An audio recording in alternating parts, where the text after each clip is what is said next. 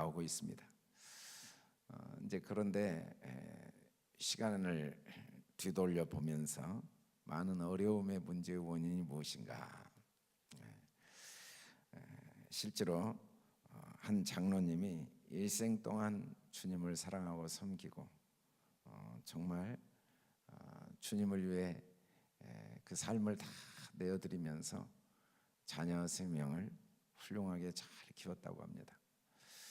며느리들도 신앙이 너무 좋고 그래서 정말 하나님의 축복을 받은 그런 일생을 살고 또 자녀들과 함께 교회를 잘 섬기고 며느리들도 잘 섬기고 그런데 이제 하나님의 부르심을 받을 날이 가까워 오면서 알 수 없는 마음의 공허와 아픔, 눈물, 어떻게 해결할 수 없는 그 자책감, 자신의 하나님 앞에 부끄러운 모습 때문에 고통스러워하는 간증을 했습니다. 그 이유가 무엇이었냐면 손주가 7명이었는데 하나같이 교회 생활을 억지로 하거나 대학을 다니더니 나왔다 안 나왔다 하는 이 모습을 보고 있는 게 너무 고통스럽다고 했습니다. 그렇게 열심히 하나님을 섬겼고 또 자녀들 며느리들이 그렇게 신앙이 좋은데 어느 날 이제 하나님 나라를 갈 날이 가까운 어느 날 손주들을 보니까 교회를 나와서 예배드리는 모습이 너무 마음이 아프고 그냥 어쩔 수 없이 눈치 보면서 나와주고 예배드리고 또 예배드려도 도대체 이 신앙이 있는 건지 없는 건지 없는 사람과 있는 사람의 차이가 느껴지지 않는 이 모습이 가슴이 아팠다고 합니다. 기도 중에 어떤 원인일까? 이게 한국교회의 아픔이기도 하구나 하는 걸 깨달았다고 합니다. 그 이유가 뭐였냐면 너무너무 자녀들을 신앙훈련을 잘 시켰는데 자기가 시킨 게 아니고 교회에서 시킨 겁니다. 왜냐하면 나는 하나님 역사 열심히 하면 자녀들은 하나님이 도와주실 걸 믿고 그냥 교회에 맡겼더니 교회에서 중고등부, 청년부 시절을 통해 잘 자란 겁니다. 그래서 너무 훌륭한 신앙이 된 거예요, 자녀들이. 그리고 이제 결혼도 하고 사회생활도 잘하고 교회생활도 잘하고 그리고 이분들이 자녀를 낳았는데 이분들이 자녀를 낳은 시대에는 교회가 자녀들을 잘 도울 수 있는 역량이 점점 없어진 겁니다. 왜냐하면 이 교회 학교는 일주일에 한 번 나오고 옛날에는 교회 학교가 일주일에 서너 번씩 교회를 나오는 게 보통이었는데 한 번 나오고 그리고 주일 예배 겨우 드리는 그 아이들을 교회가 도저히 도울 길이 없는 거예요. 그런데 더 안타까운 건 이 자녀들이 장로님의 그 좋은 신앙을 본받고 또 교회 생활 열심히 하는 걸 본받고 교회에서 잘 양육받은 것까지는 좋았는데 가정에서 자녀에게 어떻게 신앙을 가르치는지를 한 번도 배워본 적이 없는 거예요. 그 장로님도 집에서 자녀들에게 신앙 이야기를 한 번도 해본 적이 없는 거예요. 교회에서 열심히 하니까. 그래서 이 며느리하고 아들들이 신앙은 좋은데 자녀들을 어떻게 축복해야 되는지 어떻게 신앙적으로 도와야 되는지는 배운 적이 없고 부모님에게 배운 대로 열심히 교회 생활하고 그리고 아이들 열심히 교회 가서 주일학교 다니도록 돕기만 했는데 결국은 그 아이들의 신앙이 전혀 뿌리를 내리지 못한 정말 형식적인 신앙 억지로 예배 나오다가 청년이 되니까 하나 둘 이제는 그 예배도 그냥 와서 졸거나 바쁘면 핑계대고 안 나오거나 그런 모습을 보면서 가슴이 아프고 하나님 앞에 부끄러웠다는 간증을 듣게 되었습니다. 저도 그 이야기를 들으면서 정말 우리 교회에 제일 중요한 게 뭘까? 정말 중요한 게 뭘까? 우리가 많은 교회 모임이 있고 행사가 있고 교육이 있고 있지만 제일 중요한 게 뭘까? 정말 놓치지 말아야 될 게 뭘까? 그렇게 한국교회가 부흥하고 열심히 전도하고 선교했는데도 갈수록 점점 현재 대학교 복음화율 3%, 어제 이종석 목사님이 완전히 미전도 종족이다. 이제 중고등부는 복음화율이 거의 교회는 나오죠. 그런데 그들의 가치관이 거의 세속화된 이 시대의 문제가 진짜 뭘까? 여러 가지 원인이 있지만 교회가 제일 중요한 가치, 제일 중요한 가정이 교회의 핵심이라는 거.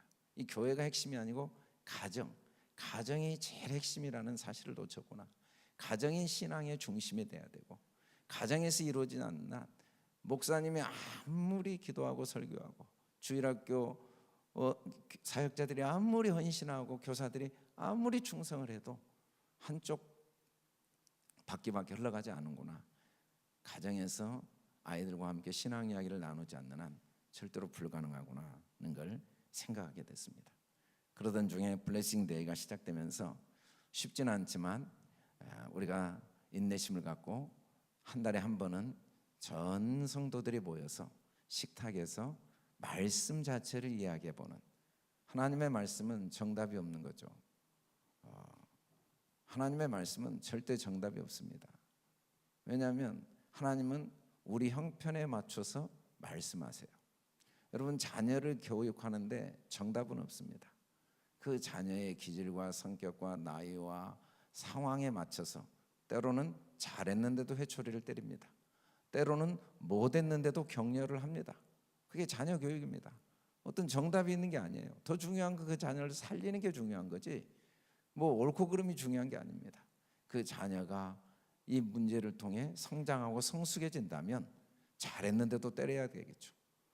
그러나 이 자녀가 성장과 성숙에 도움이 된다면 잘못했는데도 용납을 해줘야겠죠. 그래서 정답이 없는 거예요. 하나님의 말씀은 정답이 없습니다. 각자 우리를 살리시는 하나님의 음성을 들어가도록 돕는 거죠. 그래서 말씀을 나눈다는 건 우리가 공부를 해서 이 내용이 무슨 내용이고 이게 어떻게 되고 옳고 그르고 그런 걸 나누는 게 아니고, 말씀에 대한 자기 생각을 끊임없이 나눠보는 중에 이제 그 생각들이 어떻게 우리 안에서, 우리가 가정을 이루고 보면 참 재미있는 게 아무 능력이 없고 사람 구실 못하는 아이 중심으로 가정이 모두 재편성됩니다. 손주가 하나 태어나면 할아버지 할머니 삶이 달라집니다. 아이가 태어나면 그 연약한 아이 때문에 때로는 직장을 휴직합니다. 그리고 형 누나가 있으면 그 연약한 아이 때문에 놀고 싶은 것도 집에서 마음대로 못 놀고 보고 싶은 것도 못 볼 때가 있습니다. 이게 한 아이를 중심으로 가정이 돌아가는 모습을 보면 정답이 없는 겁니다. 만일에 이 세상 가치관으로 하면 있을 수가 없는 일이죠. 경제 논리로 하면 있을 수가 없는 논리고, 효율성으로 하면 있을 수가 없는 논리입니다. 교회는 경제 논리가 아닙니다. 교회는 효율성이 아니고 가정입니다. 이 가정은 정답이 없는 거죠. 끊임없이 서로 대화를 하면서 같이 배워가는 거죠. 부모는 자녀를 키우면서 또 배워갑니다. 나를 키워주신 부모 마음을 배워가고, 자녀는 부모와 함께 자라가면서 어른이 되어가고, 오늘 성경 말씀에 사도 요한이 요한 1서 1장에서 총 12가지 질문을 합니다. 그리고 요한일서 2장에서 이제 그 질문에 대한 대답의 결론을 다 내립니다. 그리고는 요한일서 2장 14절에서 우리가 오늘 읽은 말씀들을 시작합니다. 아이들아, 내가 너희에게 쓴 것은 너희가 아버지를 알았으며. 오늘 여기에 아이와 아비와 청년이 나오는 이 대상은 한 개인을 의미한, 어떤 한 개인의 아이, 아버지, 청년을 의미한 게 아니고 하나님께서 우리 안에 어떻게 신앙을 만들어 가시는가를 가르쳐 준 말씀입니다. 사도 요한은 요한복음에서 하나님께서 우리 안에 어떻게 신앙을 만들어 가는가를 설명하고 요한일서에서 다시 정리를 하죠. 예수님은 천국에 들어가려면 어린아이 같이 돼야 된다라고 했습니다. 우리는 다 어린아이가 돼야 돼요. 우리가 이 어린아이, 그러니까 나이가 어린아이만 생각하면 안 됩니다. 우리 한 사람 한 사람이 어떤 점에서는 어린아이가 돼야 됩니다. 어떤 점에서 우리가 아비가 돼야 되고, 어떤 점에서 우리가 청년이 돼야 되죠. 어린아이들의 특징이 뭐냐면 너희가 아버지를 알았으며, 우리는 평생 어떤 점에서는 아이가 돼야 됩니다. 우리가 신앙의 연륜이 아무리 잘한다 하고 아무리 많은 이 경험이 있고 또 지식이 있다 할지라도 우리가 가진 지식은 하나님 아버지 앞에는 정말 막 태어난 아이보다 부족한 게 사실입니다. 우리는 아이들이죠. 아이들아, 아버지를 알았다. 아이는 부모가 전적으로 도와주는 모든 걸 부모가 책임지는. 그래서 로마서 8장 29절에 보면 하나님께서 우리를 근본적으로 아들의 형상을 본받게 하기 위한, 아들, 이 번역상 좀 형상이 오해의 소지가 있는데 자기 아들 삼으시고자 하는 계획 가운데 우리를 만드셨다. 이게 하나님의 근본 의도입니다. 우리도 이 세상을 살아가면서 결국은 결혼해서 자녀 낳는 게 가장 존재하는 이유입니다. 성경에 보면 하나님이 우리를 왜 이 땅에 태어나게 하셨는가? 경건한 자손을 낳게 하기 위해서. 우리는 결혼해야 돼요. 그리고 믿음의 자녀, 경건한 자손을 낳고, 이게 전부입니다. 우리가 어떤 것을 했다 할지라도 만일에 경건한 자손이 없다면 우리는 이 땅에 태어난 목적을 이루지 못한 거죠. 그러나 우리가 어떤 모습일지라도 만일에 우리가 경건한 자손을 낳았다면 우리는 이 땅에 태어난 모든 사명을 완벽하게 감당한 거죠. 그게 하나님의 일이니까. 하나님도 마찬가지입니다. 온 우주를 창조했지만 우리를 자기 아들 만드시기 위한 배경으로 온 우주를 만든 거지 나머지는 다 우리를 위한 거죠. 아들이 뭡니까? 아들이라는 건 모든 걸 내어 쏟아 부어주는 대상이죠. 그 어린 아이 중심으로 모든 게 재편성되는 모습을 보고 있습니다. 그래서 아들, 너희가 아들이고 하나님의 아버지인 걸 안다는 것은, 아버지를 알았다는 건 하나님의 절대적인 사랑을 안다는 거죠. 우리가 일생 동안 아들입니다. 우리는 아이들이에요. 일생 동안 하나님의 사랑의 길이와 넓이와 높이와 깊이가 어떠한가를 배워가는 거죠. 이유는 하나예요. 우리에게 일어난 모든 사건, 우리가 살면서 경제적인 어려움, 부부간의 갈등, 자녀 문제, 또 이 세상의 혼탁한 문제, 또 일이 잘 될 때 못 될 때, 이 모든 일의 궁극적인 1차 목적은 하나님의 사랑의 길이와 넓이와 높이와 깊이를 깨달아 알도록 하기 위한 겁니다. 우리는 그 사건 자체가 의미가 없어요. 좋으면 뭐합니까? 좋은 것도 시간 지나면 다 지나갑니다. 나쁘면 어쩌습니까? 나쁜 것도 시간 지나면 다 지나갑니다. 그러나 그 좋고 나쁜 그 시간 사건 상황을 통해 하나님 아버지의 사랑을 배워간다면 하나도 그 삶의 어떤 사건도 의미 없는 게 없고 또 가치 없는 게 없고 선한 거겠죠. 선한 것, 하나님 보시기에 아주 좋은 거겠죠. 그래서 우리의 일생 동안 우리는 아이들이 돼야 돼요. 우리 가정은 아이들이 모여 있는 곳입니다. 아이들이 되도록 부모가 도와줘야 돼요. 매일매일 사건과 상황 속에 하나님의 사랑을 서로 깨닫고 이야기하도록 도와줘야 돼요. 우리가 일주일에 한 번쯤이라도 식탁에 모여서 아이들과 하나님이 우리에게 주신 사랑들, 어려움 속에, 고난 속에, 고민 속에, 문제 속에, 한계 속에 어떤 사랑이 있는가를 서로 이야기해보고 나누는 일을 하지 않는다면 어떻게 우리가 아이들로 계속 머물러 있을 수 있겠느냐는 거죠. 그래서 사실 이 블레싱데이 아침에 식사를 하면서 오늘 하루만이라도 우리가 이 말씀의 기초로 하나님의 사랑을 이야기하면서 아이들이 돼보자는 겁니다. 아이들, 우리 모두가 아이들이 돼보는 거예요.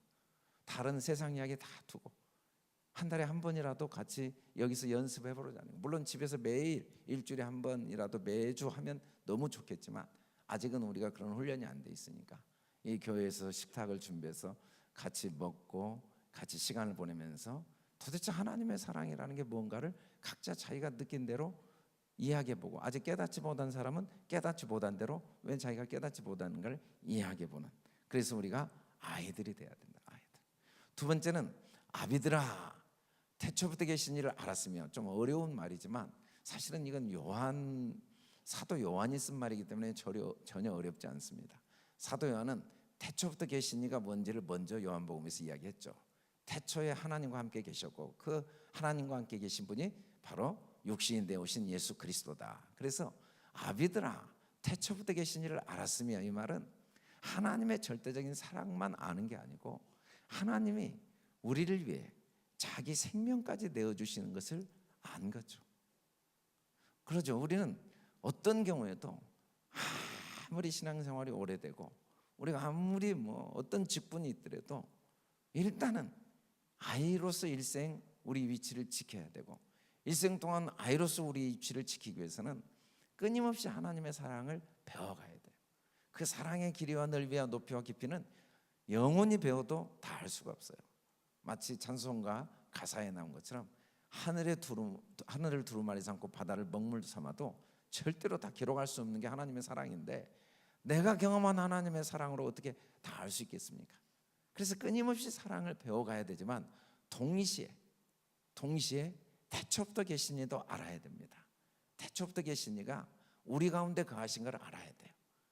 너희가 하나님의 성전인 것과 하나님의 성령이 너희 안에 계신 것을 알지 못하느냐.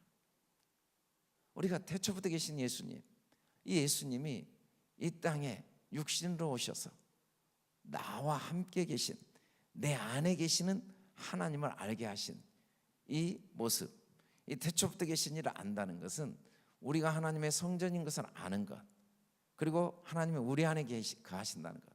우리는 자꾸 우리 그러면 내 육체를 생각하는데 성경은 우리 육체를 의미하지 않습니다. 이때 우리 안이라는 것은 단순히 우리 육체만을 절대 의미하지 않습니다. 아비가 된다는 건 뭡니까? 아내가 있는 거죠. 자녀가 있는 거죠. 우리라는 올바른 성경적 개념은 공동체입니다.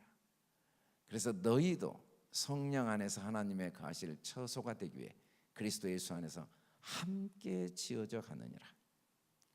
그럼 우리가 신앙은 공동체입니다. 안타깝게 우리가 공동체에서 벗어난 의식, 공동체에서 이 공동체로서의 자신을 벗어나거나 또는 공동체인 자기 존재를 인식하지 못하면 안타깝게 우리 자체가 썩고 소멸합니다. 세포가 몸에서 떨어져 나가면 소멸합니다. 썩고 소멸합니다. 썩고 쇠하고 소멸합니다. 공동체는 공동체를 인식한다는 것, 아비가 된다는 것, 하나님의 성령이 우리 안에 거하신다는 걸 매일매일 인식하고 배워간다는 건 절대로 우리 서로의 문제를 내 문제로 생각하지 잘잘못을 따지지 않습니다. 여러분, 몸이 잘잘못을 따지고 있으면 어떻게 되겠습니까? 손가락이 아프면 온몸이 그 아픈 손가락을 치료하기 위해서 노력해야죠. 병균이 들어오면 온몸이 그 병균을 치료하기 위해서 노력해야죠. 우리가 이 병균의 원인을 누구 탓이냐를 탓하고 있으면서 손을 잘라버리거나 발을 잘라버리면 병균은 없어지지만 오히려 내가 병신이 되는 겁니다. 병신. 신앙은 우리가 아이도 돼야 하지만 일생 아비가 돼야 돼요. 일생 공동체.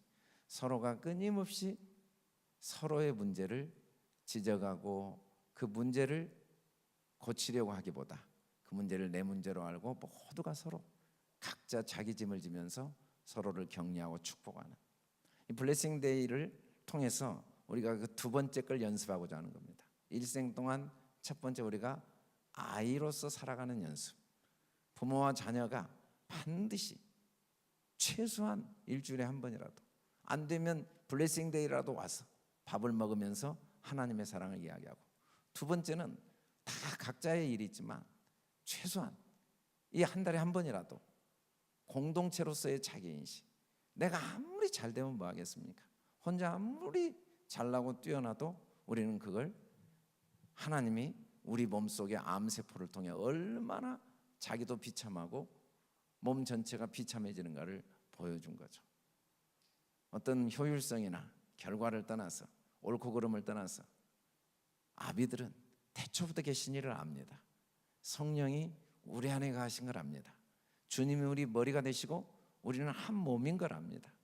우리는 더 이상 남이 아니라는 걸 아는 거죠. 불신자건 신자건 어떤 사람이건 그 문제가 내 문제지 남의 문제로서 정죄하고 판단하고 지적하는 일을 하고 있기에는 내 문제이기 때문에 너무 어리석다는 걸 배워가는 것, 이건 정말 오랜 인내와 희생이 따르는 배움입니다. 절대로 쉽지 않습니다. 아비가 된다는 건 쉽지 않아요. 십자가를 져야 되거든요. 내 생각이 죽어야 되거든요. 내 생각을 가지면 바로 선악으로 판단할 수밖에 없습니다. 주님이 머리가 되어주시지 않으면 아비의 역할을 할 수가 없는 거죠. 그러나 제일 중요한 건 청년입니다. 그래서 세 번째 청년을 이야기합니다. 청년들아, 내가 너희에게 쓴 것은 너희가 강하고 하나님의 말씀이 너희 안에 거하시며 너희가 흉악한 자를 이기었습니다. 강하고, 청년들은 강하고죠. 우리가 하나님의 사랑을 배우는 것도 중요합니다. 우리가 한 몸인 것을 항상 인식하는 것도 중요합니다. 동시에 우리는 강해야 됩니다. 왜? 우리는 영적 싸움을 반드시 싸워서 끊임없이 하나님의 성전을 지어 가야 되니까, 하나님의 나라를 이루어 가야 되니까 강해야 됩니다. 하나님은 그래서 우리를 강하게 하시고 우리를 강하게 하셨다고 그랬습니다. 우리가 강해지려고 할 필요가 없어요. 우리가 강해져야 될 이유가 없어요. 우리는 강한 사람임을 계속 인식해야 돼요. 내가 얼마나 강한 사람인가를 끊임없이 진리의 말씀을 통해 확인하고 선포해야 됩니다. 성경은 우리 보고 강해져라고 한 적이 없어요. 너희가 강하고, 너희가 누군가? 우리가 누구인가? 교회는 모여서 우리가 누구인가를 끊임없이 확인하는 겁니다. 그리고 가정에서는 아내와 남편이, 부모와 자녀가 끊임없이 우리의 실존을 확인해 주는 거죠. 우리는 강한 사람들이다. 왜? 하나님이 우리 안에 계시니까. 그리스도가 우리를 위해 죽으시고 그가 우리의 머리이시기 때문에 우리가 어떻게 약할 수가 있고, 우리가 어떻게 실패할 수가 있고, 우리가 어떻게 망할 수가 있겠느냐? 머리이신 주님이 실패할 수 없는 분인데 우리가 어떻게 망할 수 있겠느냐? 우리는 강하다. 우리는 연약한 것 같지만, 우리는 가난한 자 같지만, 우리는 무능한 자 같지만 사실은 우리는 능력 있고, 우리는 강하고, 우리는 거룩하고, 우리는 부요하다. 이 진리를 끊임없이 나눠야 됩니다. 그게 청년들이죠. 그리고 하나님 말씀이 너희 안에 거하시며, 우리는 이 하나님의 언약이, 이때 이 말씀은 하나님의 언약입니다. 언약의 말씀이 우리 안에, 우리를 이 땅에 보내셨고, 우리를 부르셨고, 우리를 거룩하게 하셨고, 우리를 영화롭게 하시고, 우리를 반드시 면류관을 받도록 영광스럽게 인도하실 그 말씀이 우리 안에 거하셨고, 너희는, 그러면 우리가 할 일은 뭔가? 너희는 흉악한 자를 이겼습니다. 사실 오늘 우리가 마음에 새겨야 될 건 이 흉악한 자를 이기는 겁니다. 흉악한 자가 누굽니까? 성경의 이 원어는 포네로스로 나와 있는데 병든 자죠. 너희는 병든 자를 이겼죠. 성경은 약한 자가 악한 자고 병든 자가 악한 자입니다. 약한 것은 악한 거고 병든 게 악한 겁니다. 아주 흉악한 겁니다. 이 병든 자, 약한 자가 누굽니까? 바로 나 자신입니다. 예수께서 병든 자에게 왔을 때 있느니라. 내가 죄인, 악한 자를 부르러 왔다. 여러분, 신앙은 딱 한 가지입니다. 하나님의 사랑을 알고 우리가 서로를 배려하고 서로를 용납하고, 그리고 나를 이기는 겁니다. 나를 이긴다는 건 뭡니까? 내가 죄인인 것을 깨닫는 거죠. 내가 죄인인 것을 마음 깊이 깨닫는 겁니다. 내가 얼마나 죄인인가? 오라 나는 공고한 자로다. 누가 나를 이 사망의 몸에서 건져내랴? 청년들아, 서로 겸손으로 허리를 통이라. 젊은 자들아, 이때 젊은 자들은 나이가 젊은 자가 아닙니다. 아비, 우리는 일생 청년입니다. 우리는 일생 청년, 우리는 일생 아이들입니다. 어떤 점에서? 하나님이 나를 사랑하신다는 것, 어린아이가 아버지의 사랑을 믿는 것처럼 일생 아이가 돼야 됩니다. 어린아이 같이 되지 않으면 천국에 못 들어갑니다. 우리는 일생 아비가 돼야 됩니다. 우리는 모두가 머리 대신 주님 안에서 한 몸인 걸 항상 기억하는 일생 아비로 살아야 됩니다. 내 문제, 나 혼자, 그건 정말 어리석고 미련한 겁니다. 서로의 옳고 그름, 그리고 세 번째, 우리는 청년을 일생 살아야 됩니다. 일생 청년으로 살아야, 일생 동안 나와의 싸움에 이겨야 됩니다. 특별히 우리 중고등부 아이들, 청년들, 이때 자기와의 싸움에 이기는 훈련을 배우지 않으면 인생은 마지막 날 남는 게 없습니다. 서로 겸손으로 허리를 동여야 됩니다. 겸손으로 허리를 동이고 하나님의 능하신 손 아래 겸손하라. 때가 되면 높이시리라. 이 능하신 손에 겸손하다는 게 뭡니까? 하나님이 나를 만드신 거예요. 내게 일어난 모든 사건, 아직도 내 안에 연약함들, 하나님의 선한 뜻 속에 있는 겁니다. 내가 죄인인 모습, 내 힘으로 할 수 없는 모든 것들은 하나님을 더 의지하는 기회죠. 우리가 정말 청년이라면, 정말 흉악한 자를 이겼다면, 정말 내가 죄인인 걸 인정했다면 염려할 게 하나도 없습니다. 나는 할 수 있는 게 없으니까, 나는 공고한 자니까, 나는 부족한 자인 게 사실인 걸 인정했다면 모든 염려의 원인은 뭡니까? 내가 할 수 있는데 못했다는 것, 내가 해야 되는데 못했다는 것. 난 할 수 없습니다. 내가 할 수 없는 일입니다. 그런데 하나님 내게 맡기셨습니다. 왜? 내가 할 수 있는 일만 하면 하나님이 나머지를 하시니까. 우리는 청년들이 돼야 돼요. 청년은 모든 염려를 주께 맡깁니다. 청년의 때 너희 창조주를 기억하라. 특별히 우리가 일생 청년으로 살아야 되지만 우리 중고등부 청년부 나이에 세상을 이기는 훈련을 받아봤자 공고한 날에 이르면은 정말 솔로몬의 고백대로 헛되고 헛되며 헛되고 헛되니 모든 게 헛된 인생을 살았다고 100% 고백하게 되어 있습니다. 우리는 우리 자녀들이 청년의 때 어떻게 하면 남보다 더 뛰어나고 남보다 앞서는데 온통 관심을 갖고 있습니다. 세상이 다 그 길을 가고 그 길을 간 사람들 중에 누구도 공고한 날에 낙이 있는 사람은 없습니다. 그러나 자기를 이긴 사람, 자기를 이긴 사람, 겸손한 사람, 내가 연약하고 죄인인 걸 안 사람, 공고한 날이 이르러도 조금도 낙심하지 않고 슬퍼하지 않고 뒤를 돌아보면 하나님의 은혜로 가득 채워져 있고 그리고 하나님이 행하신 놀라운 일들을 확인할 수가 있습니다. 오늘은 특별히 우리 중고등부 청년부를 블레싱, 축복하는 날로 정했습니다. 우리가 12달, 한 달에 한 대상을 위해 온 교인이 축복하는, 아브라함, 이삭, 야곱이 신앙의 모델이죠. 아브라함, 이삭, 야곱에 대해서 성경은 그들의 일생을 한 단어로 요약합니다. 아브라함은 이삭을 축복했고, 이삭은 믿음으로 보지 못하였지만 야곱과 에서를 축복했고, 야곱은 12아들을 축복하고, 그게 그들의 인생 전부입니다. 우리가 할 수 있는 일이 많이 있지만 우리에게 주어진 시간, 기회가 되는 대로 하나님의 말씀으로 우리 연약한 우리를 하나님이 어떻게 사랑하시는가, 오히려 연약한 중에 하나님의 그 일하심을 성경 안에서 보고 이야기하고 축복하는 기회로, 오히려 그것 때문에 어떤 하나님의 은혜를 누릴 수 있는가. 우리가 지금까지 달려온 길로 또 달려간다면 공고한 날이 이를 때 제가 처음 간증한 것처럼 장로님의 고백처럼 슬픈 고백을 할 수밖에 없을 겁니다. 그러나 우리가 이제 아이가 되고자, 그리고 아비가 되고자, 청년이 되고자, 가정에서 먼저, 교회가 아닙니다. 가정에서 부부가 서로 하나님의 사랑을 이야기하고 서로의 허물을 이야기하기보다 서로를 축복하고, 문제점을 이야기하기보다 하나님의 그 연약한 우리를, 흉악한 우리를, 죄인된 우리를, 선한 것이 하나도 없는 우리를 사랑하신 그 하나님의 사랑을, 우리가 연약하다고 말하면 진리를 말할 수 있습니다. 내가 흉악하다고 말한 순간 우리 입이 독사의 독이 아니라 진리가 나오죠. 바리새인들은 자기들이 흉악하다고 생각하지 않고 의롭다고 생각한 그들은 끊임없이 그 입에서 독이 나왔습니다. 독. 자기도 죽이고 남도 죽이고.